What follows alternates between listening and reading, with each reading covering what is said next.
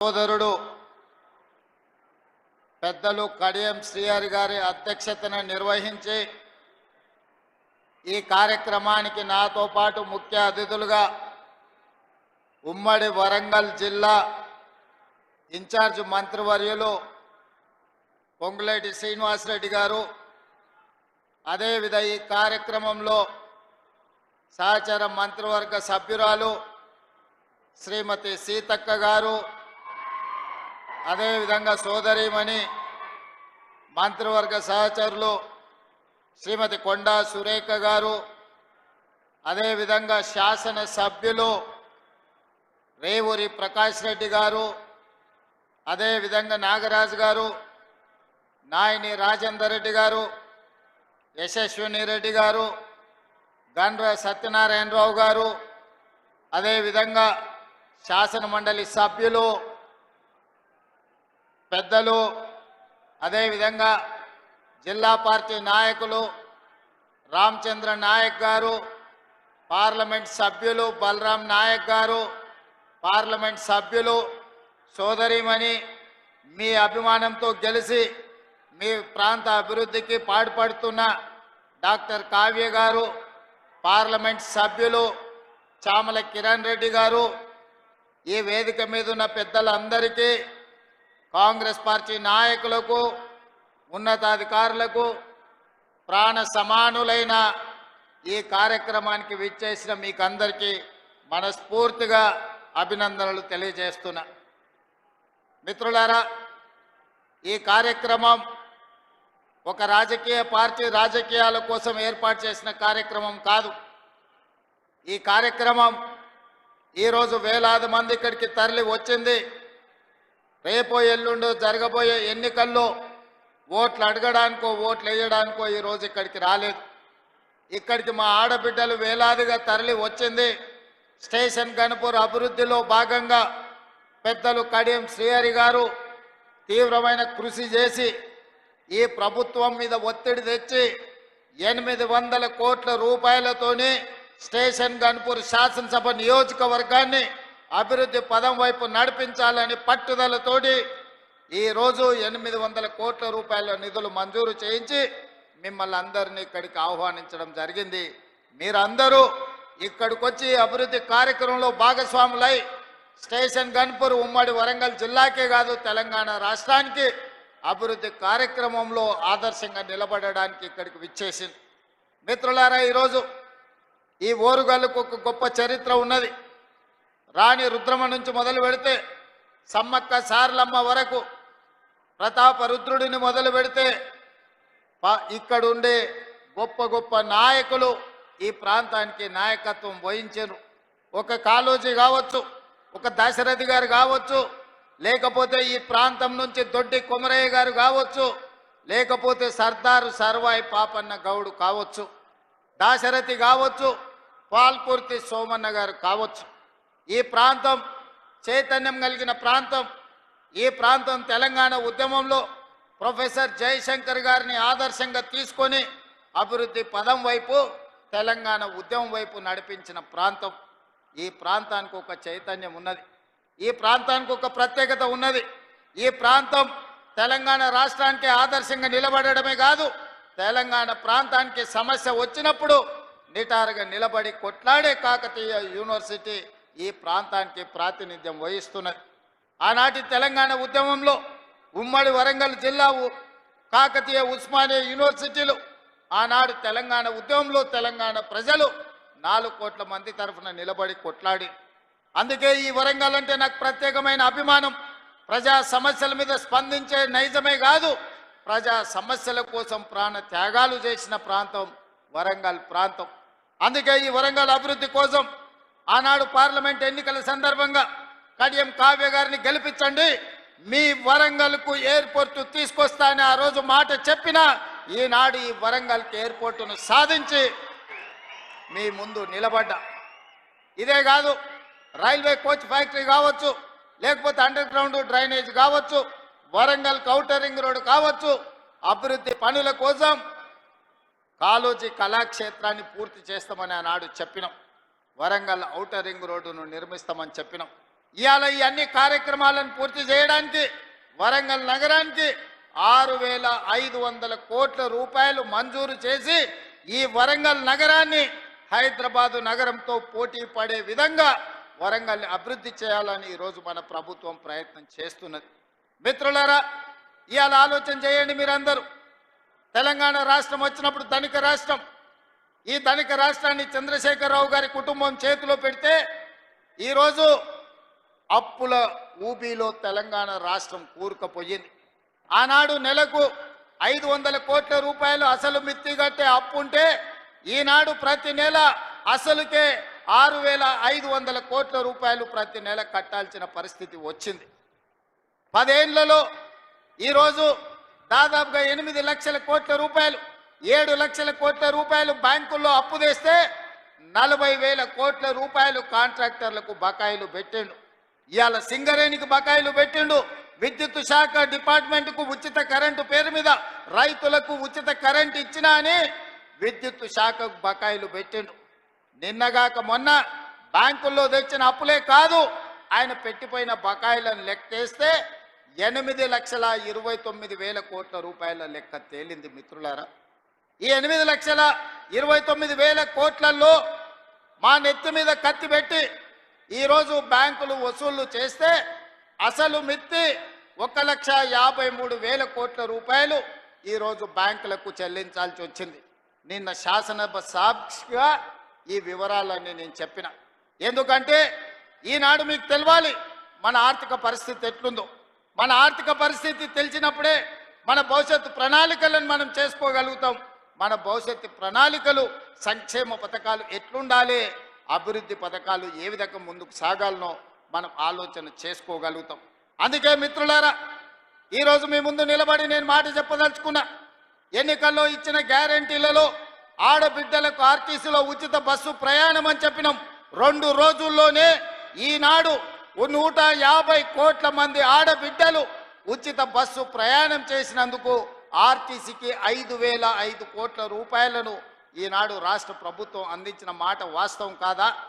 ఈరోజు మా ఆడబిడ్డలు, మా అక్కల్ని అడుగుతున్న ఇక్కడ ఉన్న వాళ్ళను, అక్క ఎప్పుడైనా మీరు బస్సు ఎక్కితే ఎవరైనా అనా పైసైనా మిమ్మల్ని అడిగినరా అని నేను మా ఆడబిడ్డలు నేను అడగదలుచుకున్నా.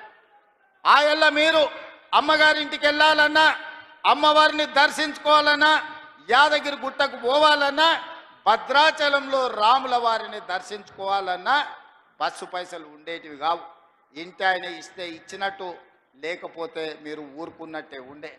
కానీ ఇవాళ ఇంటి ఆయన బాయికాడికి పనికి పోతే మా అక్కలు ఆలయానికి పోయి దర్శనం చేసుకొని ఆయన వచ్చే లోపల మళ్ళీ ఇంటికి వచ్చేటట్టు ఈరోజు బస్సుల్లో ఉచిత ప్రయాణం ఇచ్చిన మాట వాస్తవం కాదా? ఇవాళ నేను అడుగుతున్న మా ఆడబిడ్డల్ని, 200 యూనిట్లు మీ ఇళ్లలో ఉండే కరెంటు ఉచితంగా ఇస్తున్నామా లేదా? ఇవాళ తెలంగాణ రాష్ట్ర ప్రజలకు నేను చెప్పదలుచుకున్నా, 200 యూనిట్లు ఉచిత కరెంటు పేదవాళ్లకు, 50 లక్షల కుటుంబాలకు ఈనాడు తెలంగాణ రాష్ట్ర ప్రభుత్వం పేదవాళ్లకు అందుబాటులోకి తీసుకొచ్చిన మాట వాస్తవం కాదా?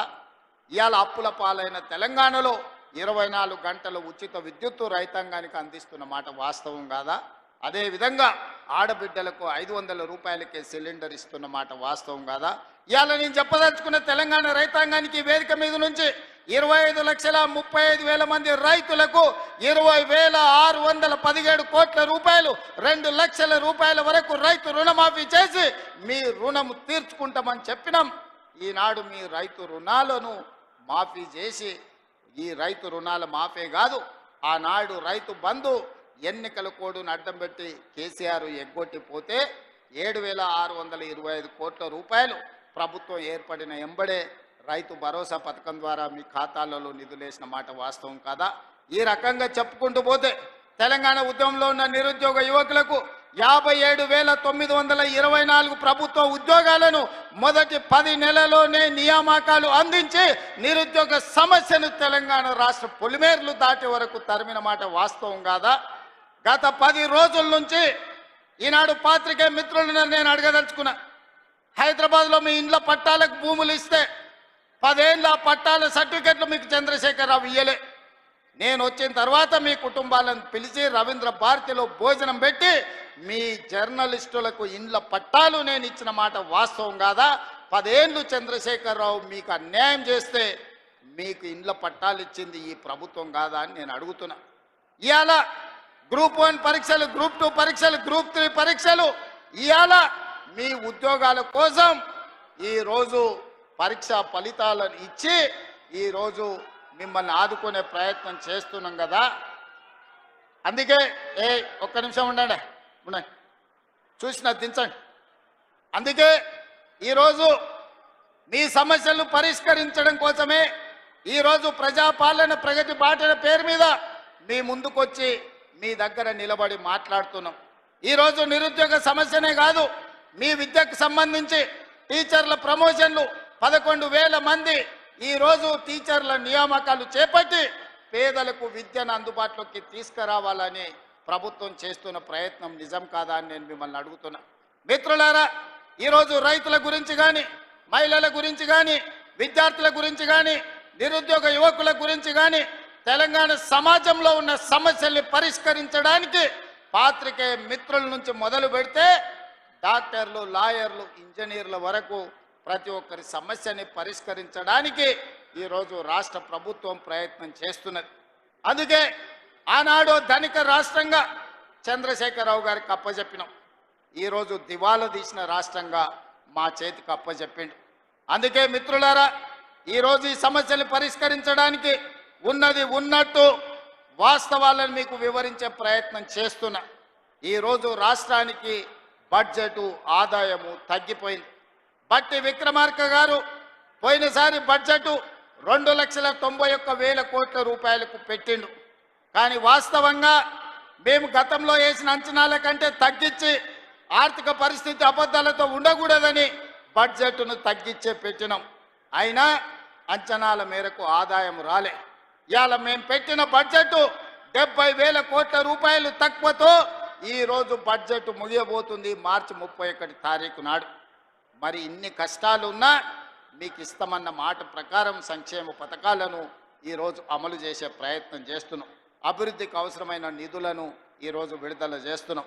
అభివృద్ధిలో భాగంగానే స్టేషన్ గన్పూర్కి ఈరోజు మీ విద్యకు ఇంటిగ్రేటెడ్ రెసిడెన్షియల్ స్కూల్స్ కావచ్చు, 100 పడకల ఆసుపత్రి కావచ్చు, మీ సాగునీటి ప్రాజెక్టు కోసం కావచ్చు, మీ ఇంటిగ్రేటెడ్ రెవెన్యూ డివిజన్ ఆఫీస్ కోసం కావచ్చు, మీ స్టేషన్ గన్పూర్ అభివృద్ధి కోసం కడియం శ్రీహరి గారు పెద్దలు అడిగిన ప్రతి మాట నిలబెట్టడానికి ఇవాళ 800 కోట్ల రూపాయలు మీకు మంజూరు చేయడమే కాదు, ఇంతకుముందు పెద్దలు కడియం శ్రీహరి గారు ఇదే వేదిక మీద నుంచి ఇంకో కొత్త చిట్టి మళ్ళా తీసి నా ముందల పెట్టిండు. కాగితాలు అక్కడ ఇచ్చిండు.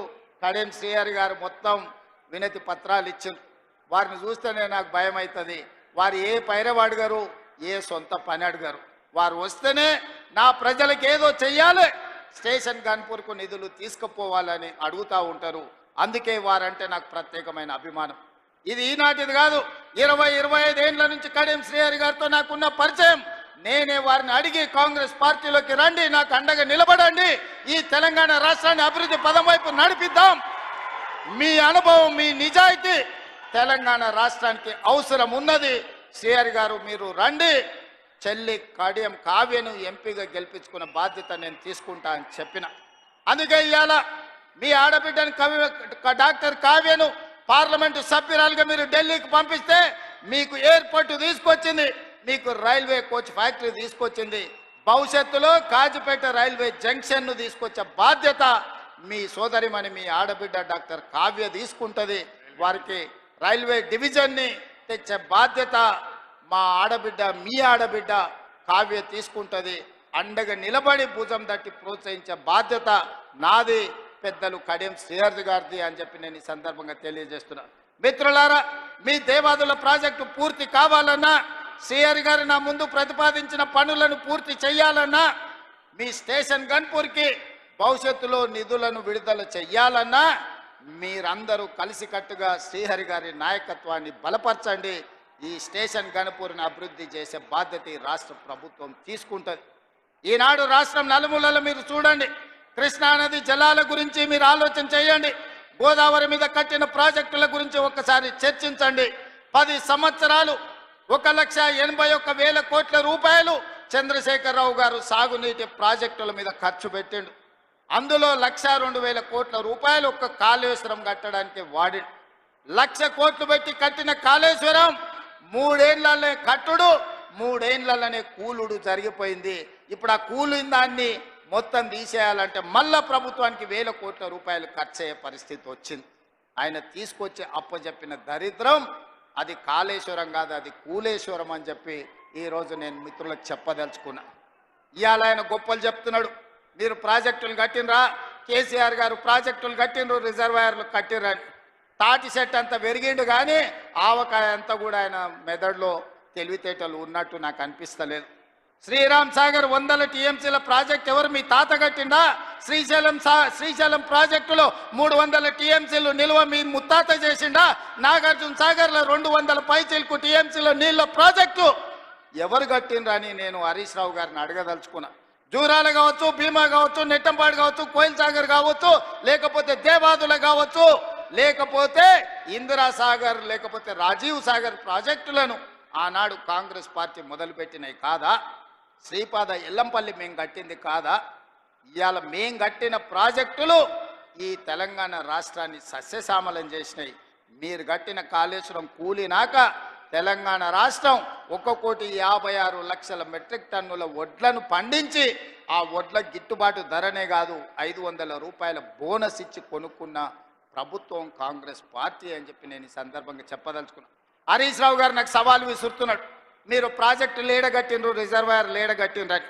నేను హరీష్ రావు గారికి టీఆర్ఎస్ నాయకులకు సవాల్ విసిరదలుచుకున్నా. పిల్లకాకులతో నాకెందుకు కానీ అసలైన ఆయన రమ్మని ఆయనతోనే మాట్లాడతా. శ్రీరామ్ సాగర్ మీద మాట్లాడతామా, నాగార్జున సాగర్ మీద మాట్లాడతామా, శ్రీశైలం ఆనకట్ట మీద మాట్లాడతామా, జూరాల మీద మాట్లాడతామా, భీమా మీద మాట్లాడతామా, నెట్టంపాడు మీద మాట్లాడతామా, కోయిల్ సాగర్ కట్ట మీద మాట్లాడతామా, రాజోలి బండ డైవర్షన్ స్కీమ్ దగ్గర మాట్లాడదామా, లేకపోతే మంజిరా పరివాహక ప్రాంతంలో మాట్లాడదామా? చంద్రశేఖర్ రావు గారు వీళ్ళని కాదు, నువ్వు రా, నువ్వు వస్తే నీకు తెలుస్తుంది మేమేం చేసినాం, మీరేం చేసినాం. తెలిసి తెలవక ఉడికిందో ఉడకక ఉరుకులాడుతున్నారు నీ అల్లుడు, నీ కొడుకు. వాళ్లకు పిల్లకాకులకేం తెలుసు, ఉండేలు దెబ్బ అని వెనకడికి చెప్పారు. నీకు తెలుసు కదా మా దెబ్బ ఎట్లుంటుందో, కాంగ్రెస్ పార్టీ కార్యకర్తల దెబ్బ. 2023 డిసెంబర్ 3 నాడు చూసినావు కదా మా కార్యకర్తల దెబ్బ. అందుకే ఇవాళ ఆయన మొహం జల్లక ఫామ్ హౌస్లో దాచుకొని ఇవాళ వీళ్ళను ఉసిగొల్పుతున్నాడు. ఏమన్నా అంటే పెద్ద మనిషిని అట్లా అంటారా అంట. పెద్ద మనిషిలాగా వివరించాలి కదా అని నేను అంటున్నాను. ఆయన అనుభవాన్ని తెలంగాణ కోసం వాడా? అధికారం పోతే బయటికి రాడా? బయటికి రానప్పుడు ప్రతిపక్ష హోదా ఎందుకు? 58 లక్షల జీతం ఎందుకు? 15 నెలల చంద్రశేఖరరావు గారికి తెలంగాణ రాష్ట్ర ప్రభుత్వం 58 లక్షల రూపాయల జీత భత్యాలు ఇచ్చి వందలాది మంది పోలీసుల పహారను వారికి కల్పించింది. నేను అడుగుతున్న వారిని, నేను అడుగుతున్న మీడియా మిత్రులని, నేను అడుగుతున్న ఇడికొచ్చిన మా అక్క చెల్లెళ్ళని, అక్క మనం ఎక్కడైనా జీతం ఉంటే నెల జీతం ఇచ్చిన యజమాని ఎందుకు వస్తలేవని అడగడా? ఇంట్లో వండుకుంటాయని నేను అడుగుతున్నా. మన దగ్గర ఉన్నోడు ఎవడైనా, మన దగ్గర ఉండే టీచర్ అయినా, ఎస్ఐ అయినా, కానిస్టేబుల్ అయినా, ఏ ప్రభుత్వ ఉద్యోగైనా జీతం తీసుకుంటే జీతానికి రాకపోతే ఉద్యోగానికి రాకుండా జీత భత్యాలు 15 నెలలు తీసుకునేది ఎక్కడైనా ఉన్నదా? ఈ వెసులుబాటు ఎక్కడైనా ఉన్నదా అని నేను అడుగుతున్నా. మీడియా మిత్రులను కూడా అడుగుతున్నా, వారం రోజులు మీరు రిపోర్టు చేయకపోతే మీ యజమానులు ఊరుకుంటారా? ప్రతి నెల క్రమం తప్పకుండా జీత భత్యాలు తీసుకుంటున్న చంద్రశేఖరరావు గారు మీరు ఫామ్ హౌస్లో వండుకొని ఏం సందేశాన్ని ఇవ్వదలుచుకున్నారు? అధికారం ఉంటే ఉంటా, లేకపోతే అలిగి పండుకుంటా అనేదా మీ విధానం అని నేను అడుగుతున్నా. మీకు అనుభవం ఉందంటుండ్రు, మీకు అపారమైన జ్ఞానం ఉందంటుండ్రు, 80,000 పుస్తకాలు చదివిన విజ్ఞాన గని మీరు అంటుండ్రు. మీ అనుభవము, మీ విజ్ఞానము తెలంగాణ ప్రజల కోసం ఉపయోగించరా అని నేను అడుగుతున్నా. మీరైతే 1,00,000 కోట్ల రూపాయలు సంపాదించుకున్నారు, టీవీలు పెట్టుకున్నారు, పేపర్లు పెట్టుకున్నారు, ఫామ్ హౌస్లు కట్టుకున్నారు. నువ్వు గజ్వేల్లో కట్టుకుంటే నీ కొడుకు జన్వాడలో కట్టుకున్నాడు, నీ అల్లుడు మొయినాబాద్లో కట్టుకున్నాడు, నీ బడ్డ శంకర్పల్లి దగ్గర ఫామ్ హౌజులు 100 ఎకరాలలో కట్టుకున్నారు. మరి తెలంగాణ ప్రజలు ఉన్న భూములు అమ్ముకొని ఆత్మహత్యలు చేసుకుంటుంటే ఈ ట్రిక్ ఏదో మాకు చెప్పరా? తెలంగాణ ప్రజలకు ఆయన ఏదో క్యాప్సికం పండిస్తేనే ₹1,00,00,000 ఎకరాకు వస్తుంది అన్నాడు. ఆ టెక్నిక్ ఏదో తెలంగాణ రైతాంగానికి చెప్పవా కేసీఆర్ గారని నేను అడుగుతున్నా. ఈరోజు తెలంగాణ రాష్ట్రం వచ్చిన తర్వాత చంద్రశేఖరరావు గారు వారి కుటుంబ సభ్యులు 1,00,000 కోట్ల రూపాయలు ఎట్లా సంపాదించుకుర్రు? తెలంగాణ రాష్ట్రం 4 కోట్ల ప్రజల నెత్తి మీద 8,29,000 కోట్ల రూపాయల అప్పెట్లొచ్చింది. మాకు అప్పులు ఎట్లా పెరిగినాయి పాపాల పుట్టలెక్క, మీ ఆస్తులు ఎట్లా పెరిగినాయి 1,00,000 కోట్లకని నేను ఈ వేదిక మీద నుంచి పెద్దలు చంద్రశేఖరరావు గారిని సవినయంగా అడుగుతున్నా, గౌరవప్రదంగా వారికి విజ్ఞప్తి చేస్తున్నా. మీ 1,00,000 కోట్ల సంపాదన నైపుణ్యం ఏందో మా నిరుద్యోగ యువకులకు చెప్పండి. 1,00,000 కోట్లు రాకపోయినా నెలకు 1,00,000 రూపాయలు సంపాదించుకునే నైపుణ్యం మా నిరుద్యోగ యువకులు నేర్చుకుంటారని నేను అడుగుతున్నా.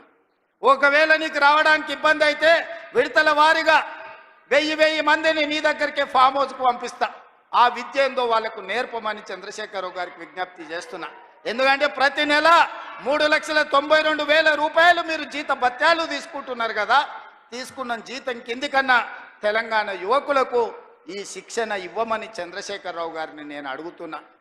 ఇవాళ వాళ్ళందరూ ఏందో పోయినట్టు, కొల్లగొట్టుకపోయినట్టు వాళ్ళ ఆస్తిని, తుఫాను వస్తే దివిసీమ తుఫాన్లో మొత్తం సర్వం కోల్పోయిన వాళ్ళు వెనకటికి మనకు ఊర్లలో కడుక్కునేటోళ్ళు వచ్చేటోళ్ళు ఈడ జర సీనియర్లు ఉంటే తెలుసు. దివిసీమ తుఫాన్లో సర్వం కోల్పోయినాం, మాకేమని ఉంటే బతకడానికి వచ్చిన వాడిని గ్రామాలకు వచ్చేటోడు. దివిసీమ తుఫాన్లో కొట్టుకుపోయిన వాళ్ళకంటే వాళ్ళ కుటుంబం దిగాలు పడిపోయి ఉన్నారు. అధికారం శాశ్వతం అనుకున్నారా అని నేను అడుగుతున్నా. అందుకే మిత్రులారా, ఆనాడు ధనిక రాష్ట్రాన్ని ఈనాడు చంద్రశేఖరరావు గారి కుటుంబం దివాలా తీయించింది. దివాలా తీసిన ముక్కబోని ధైర్యంతో రాష్ట్రాన్ని పట్టాల మీద ఎక్కించి తెలంగాణ రాష్ట్రాన్ని అభివృద్ధి పదం వైపు నడిపిస్తున్నాం. అందుకే ఈరోజు స్టేషన్ గద్పూర్లో 800 కోట్ల రూపాయలతో అభివృద్ధి కార్యక్రమాలను తీసుకున్నాం. కొన్ని విషయాలు ఆడబిడ్డల విషయం కావచ్చు, ఆర్టీసీ బస్సులు ఇవ్వడం కావచ్చు, లేకపోతే సోలార్ పవర్ ప్లాంట్లు కావచ్చు, ఎన్నడైనా వాళ్ళు ఆలోచన చేసిండ్రా ఈ ఆడబిడ్డలను ఆదుకోవాలని? ఈరోజు మా స్వయం సహాయక సంఘాలను అడుగుతున్నా, మీ పావలా వడ్డీ కానీ మీ జీరో వడ్డీ కానీ ఎన్నడన్నా మిమ్మల్ని 10 ఏళ్ళల్లో ఇంటి బయటికి రానిచ్చిండ్రా బీఆర్ఎస్ వాళ్ళు, గత ప్రభుత్వం అని నేను అడుగుతున్నా. ఇవాళ మా అక్కల్ని అందరినీ ధైర్యంగా రండి, మీ తమ్ముడికి అడ్డగా నిలబడండి, మీ సోదరుడు ఉన్నాడు, మీరు అభివృద్ధి పదం వైపు నడవండి అని చెప్పి ఈరోజు ఆడబిడ్డలకు ఈరోజు మేము నిలబడ్డాం. నేను అడుగుతున్నా చంద్రశేఖరరావు గారు, ప్రొఫెసర్ జయశంకర్ గారి ఊరిని కూడా 10 ఏళ్లలో నువ్వు రెవెన్యూ విలేజ్ చెయ్యలేదు.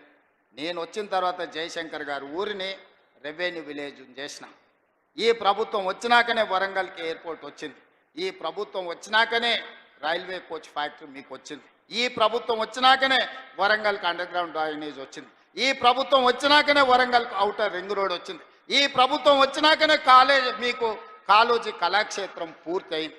ఈ ప్రభుత్వం వచ్చినాకనే వరంగల్ అభివృద్ధి కార్యక్రమాలు ఆగిపోయిన ఫ్లైఓవర్ బ్రిడ్జు నాయని రాజేందర్ రెడ్డి పట్టుబట్టి దాన్ని పూర్తి చేయడానికి ఒక కొలికి పట్టుకొస్తున్నాడు.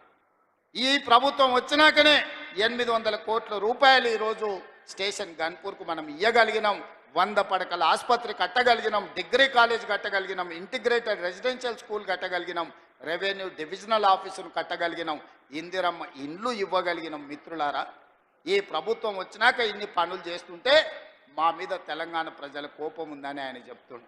ఎవరి కోపం ఉందే? 57,000 ఉద్యోగాలు ఇచ్చినందుకు నిరుద్యోగ యువకుల కోపం ఉందా? 65 లక్షల మంది ఆడబిడ్డలకు పండుగ పూట సారే చీర పెట్టినట్టు ప్రతి సంవత్సరం 2 నాణ్యమైన చీరలను ఆడబిడ్డలను అందించినందుకు, సారే చీర పెట్టినందుకు మా ఆడబిడ్డలకు నా మీద కోపం ఉందా? 1000 ఆర్టీసీ బస్సులను అందించి కోటీశ్వరులను చేసినందుకు మా ఆడబిడ్డల కోపం ఉందా? 1000 మెగావాట్ల సోలార్ విద్యుత్ ఉత్పత్తి ప్లాంట్లను అదాని అంబానీలతో పోటీ పడే విధంగా మా ఆడబిడ్డలని శ్రీమంతులను చేసినందుకు నా మీద కోపం ఉందా? రైతులకు 20,617 కోట్ల రూపాయలు రుణమాఫీ చేసినందుకు నా మీద కోపం ఉందా? దేనికోసం కోపం ఉంది? 500 రూపాయల బోనస్ ఇచ్చినందుకు ఈరోజు రైతులకు నా మీద కోపం ఉందా అని అడుగుతున్నా. రైతు భరోసా నాడు 10,000 ఉంటే దాన్ని 12,000కు పెంచినందుకు ఈ రైతాంగానికి నా మీద కోపం ఉందా? మీడియా మిత్రులకు 10 ఏళ్ళు నువ్వు ఇవ్వని ఇండ్ల పట్టాలు రవీంద్ర భారతిలో అందించినందుకు మా మీడియా మిత్రులకు నా మీద కోపం ఉందా అని నేను అడుగుతున్నా. కొంతమంది దొంగలకు దోపిడీదారులకు ఉండొచ్చు, ఎందుకంటే ఈ దొంగలను ఉప్పు పాతరేస్తా దోపిడీదారులను తోలు తీసి బట్టలు ఇప్పదీసి రోడ్డు మీద నించోబెడతానందుకు కొంతమంది దొంగలకు నా మీద ఏమైనా కోపం ఉంటే ఉండొచ్చు. అంటే అన్నా అంటాడు హరీష్ రావు రేవంత్ రెడ్డి అధికారిక కార్యక్రమాలలో తిడతాడు ఎందుకని. ఆయన ఇవాళ మాట్లాడుతుంటే చంద్రశేఖరరావు గారంట తెలంగాణ జాతిపిత అంట. మిత్రులారా, ఇట్లా మాట్లాడితే ఇంకా నేను ఏదో ఒకటి అనకపోతే ఎట్లయితుంది మీరు చెప్పురు. జాతిపిత గురించి మీకు తెలుసు కదా. ఆ జాతిపితకు మందు వాసన పడుతుందా? గుజరాతుల్నే మందు బంధు పెట్టించింది, అవునా? ఆ జాతిపిత గాంధీ ఆశ్రమాలలో ఉన్నాడు, నిరాడంబరంగా ఉన్నాడు. మరి ఈ జాతిపిత వాసన లేకుండా నిద్ర లేస్తాడా? ఆ జాతిపిత ఎక్కడా? ఈ జాతిపిత ఎక్కడా? ఆ జాతిపిత ఎక్కడో చిన్న చిన్న దళిత వాడల్లో జీవితం గడిపితే 100 ఎకరాల ఫామ్ హౌజుల్లో ఈ జాతిపిత గారు ఉన్నారు. ఈయన జాతిపిత ఎట్లయితాడని నేను అడుగుతున్నా. అసలు పోల్చుకోవడానికన్నా పొంతన ఉండాలి కదా. పులిని చూసి నక్క వాతలు పెట్టుకుంటే వాతలతోని నక్క పులి అయిపోతుందా? జాతిపిత అంటే ఎవరు? కొండా లక్ష్మణ్ బాబూజీ జాతిపిత. జాతిపిత అంటే ఎవరు? ప్రొఫెసర్ జయశంకర్ జాతిపిత.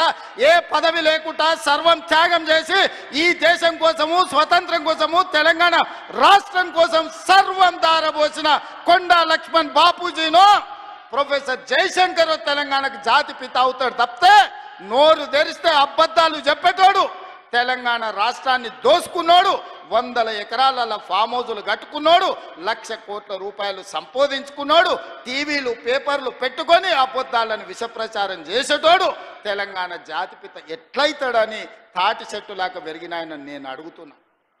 ఇవాళ నేను ఇక్కడున్న యువకుల్ని కూడా అడుగుతున్నా, ఎవడయా జాతిపిత తెలంగాణకు? తాగుబోతాడు జాతిపిత అవుతాడా అని నేను అడుగుతున్నా. త్యాగాలు చేసినోడు తెలంగాణకు జాతిపిత అవుతాడా? తాగుబోతాడు తెలంగాణకు జాతిపిత అవుతాడా అని నేను అడుగుతున్నా. ఒక జయశంకర్, ఒక కొండా లక్ష్మణ్ బాబుజీ తెలంగాణ జాతిపితలు అవుతారు తప్పితే తెలంగాణను జలగల్లాక పట్టి పీడించుకున్నవాడు, తెలంగాణ ప్రజల రక్తం దాగినోడు ఎవడు జాతిపిత కాడు.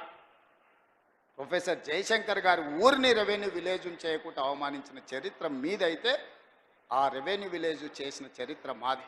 కాళోజీ కళాక్షేత్రాన్ని పూర్తి చేసిన చరిత్ర మీదైతే 10 ఏళ్ళు పడవ పెట్టిన చరిత్ర మీది. అందుకే మిత్రులారా, ఈరోజు తెలంగాణ సమాజం అంతా ఆలోచన చేయాలి. ఆనాడు తెలంగాణ ఉద్యమం చేసినాను, ఉద్యమంలో ముందు భాగాన నిలబడ్డాను. ఒక్కసారి కాదు 2 సార్లు తెలంగాణ రాష్ట్రానికి ముఖ్యమంత్రిగా చేసింది. 10 ఏళ్లలో దాదాపుగా నేను అసెంబ్లీలో మళ్ళీ లెక్కలు చెప్తా. 20 లక్షల కోట్లు చంద్రశేఖరరావు గారి చేతిలోకి వచ్చినాయి. ఈ 20 లక్షల కోట్లు ఎక్కడికి పోయినాయని నేను అడుగుతున్నా.